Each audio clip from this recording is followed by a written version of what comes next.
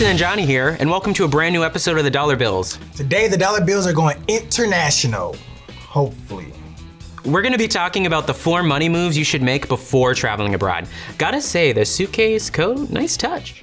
Yeah, touch. Thanks. So, move number 1 is... Whoa, hold on, we still have the intro stuff to do. You know, I was thinking, what if we change things up today? You know, just get right into the good stuff. But the intro, I practiced all night. Just do it at the end. What? You know, that way the people that are still watching are the ones that'll really appreciate it. I guess. Are you feeling all right? Feeling great. So, the first step you should take when planning to travel abroad is... create a travel budget. The goal here is to estimate how much money you'll need for your trip and create a plan to prevent getting caught off guard by any unexpected expenses. The first step is to tackle any big ticket items such as hotel costs and airfare. Once you figure those things out, you can move down the list to smaller items like food, shopping, and transportation. Once you get everything priced out, add a 20% cash cushion if you can. Call it a peace of mind fund. Unplanned expenses are sure to come up, and it's your job to be prepared when they do. Next up is something that people often overlook but can really cause some frustration if not addressed. You're telling me. What we're talking about here is anticipating and dealing with conversion rates and fees ahead of time. When you're traveling, you can't always count on your credit and debit card like you would at home. Because of this, we always recommend arriving with a small stash of local currency on hand. This will be super useful for things like taxis and small expenses.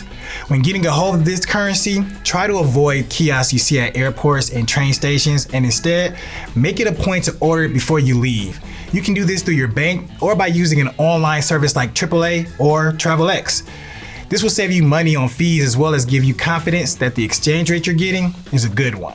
Once you're settled in, you can find the nearest ATM to withdraw what you'll need for the rest of your trip. Speaking of ATMs, that leads us perfectly into our next money move. Contact your bank. Contacting your bank is something that can be done in less than 15 minutes, but can spare you days of frustration. Take it from me, there's nothing worse than being in a different country and learning that your bank account has been frozen because of suspicious activity. It can mean awkward situations and days spent on the phone sorting things out.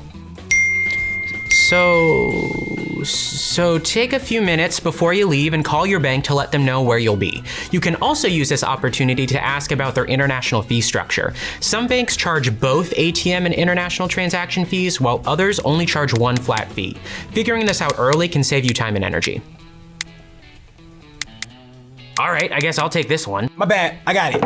Our final money move is a topic all on its own. Choose the right travel credit card. Now we could really get into the weeds here, but for the purpose of time, we'll just touch on the basics. We recommend using a credit card while traveling because of how easy it is to manage if the card becomes lost or stolen. There's also some stellar perks. There's 3 things to look for in a good travel card: cash back or bonus miles on travel-related purchases, no global transaction fees, and the ability to use it at a variety of retailers. If your card has these boxes checked, you're in good shape. Just make sure to notify them before you leave. If you have a credit card but it doesn't offer these things, then this could be a great opportunity to open a new one. Doing this right before a trip can allow you to take advantage of sign-up bonuses if the card has a big spend requirement. You simply use the card to pay for the trip, get the bonus, and boom, 2 trips for the price of 1. Another option is to sign up for a card with a sign-on bonus several months ahead of time and then use the rewards to help pay for your trip. Some cards even offer extras like discounts on hotel stays, free global entry, or access to those swanky airport lounges. Free food, here I come. What are you doing? Well, you see, what had happened was I thought we were supposed to be filming yesterday, so I actually have a flight at 3. A flight? Where? Bella Italia. Johnny, it's 2 o'clock and the airport is 25 minutes away. Yeah, I have a ride outside, so I'll just let you finish out, okay? And you can do the intro too. Wait, but... You really just leave? Yep. Yeah, he's not gonna make it in time, huh? No chance. Yeah, well, I'm not doing the intro.